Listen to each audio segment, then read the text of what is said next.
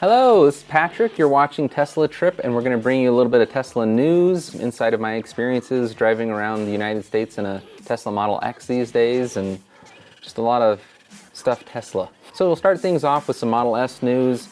Not a whole lot directly related to the Model S, more about Tesla in general. Some of the exciting things that people have been popping up, like on Reddit, there was a white Model S spotted in the last Fast and Furious movie, so if you look really closely, you can kind of see it in the background. It's always neat to see Teslas on TV shows and movies and things. Someone spotted a Model X next to a Model 3. So you can really get an idea of kind of the nose, the front fascia, and the difference in size. So it's just kind of good for comparison if you're thinking about getting a Model S or waiting out for a Model 3. Model 3 news, there is tons of it. Lots of it. Mostly spottings. It was finally confirmed what the battery pack sizes are. So for the standard Model 3, the $35,000 one, it's a 50 kilowatt hour battery or so. It's probably a little bit more. And in the long range version, it's supposed to be a 75 kilowatt hour battery or so. There was a document showing it was closer to like 79, and that's how they're able to get that 310 mile range. Man, the long range Tesla Model 3, even though it's a little bit more pricey, it's the best bang for your buck per range for the kilowatt hour compared to like any electric car ever so far. It was also announced, this kind of goes back to the Model S and X news, that hardware 2.5 is now shipping in all new cars. So I have hardware 2.0. My last Model S was 1. And people are a little upset about this because hardware 2.0 still hasn't really caught up fully with hardware 1 in terms of feature set. And Tesla said, well, they should have called this 2.5 more of a 2.1 because it's basically just a camera on the interior on the Model 3 that they haven't specified what it's going to be for. It could be for ride sharing, for monitoring people in the car.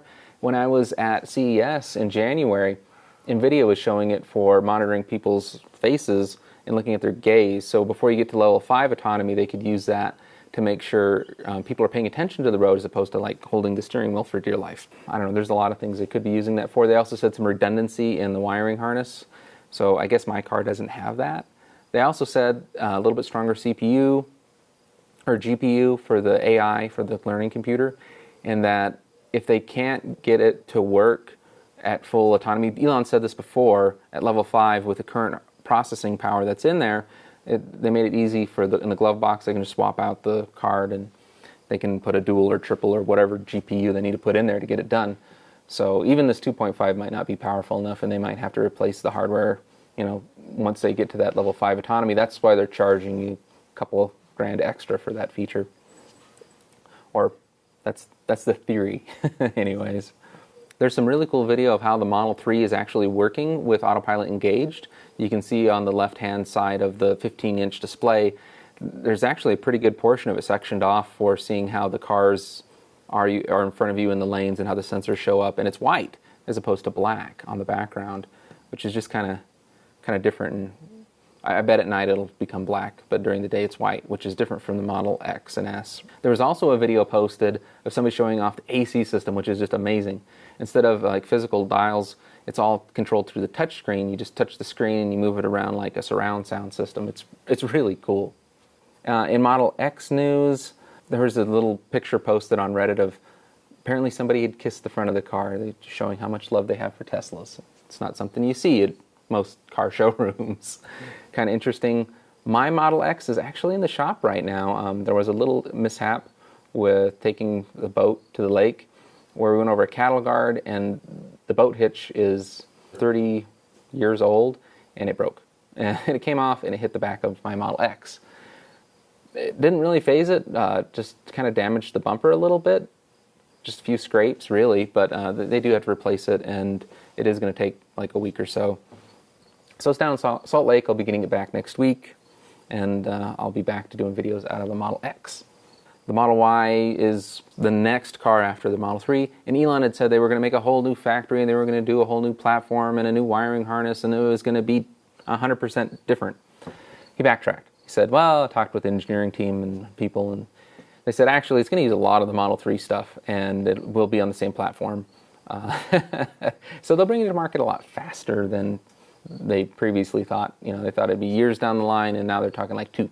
If you want a smaller Model X or a Model 3 with more room, I guess somewhere in between, it's open for debate on whether or not this is going to have the Falcon Wing doors or regular doors, or if it's going to be an option you can pick and choose.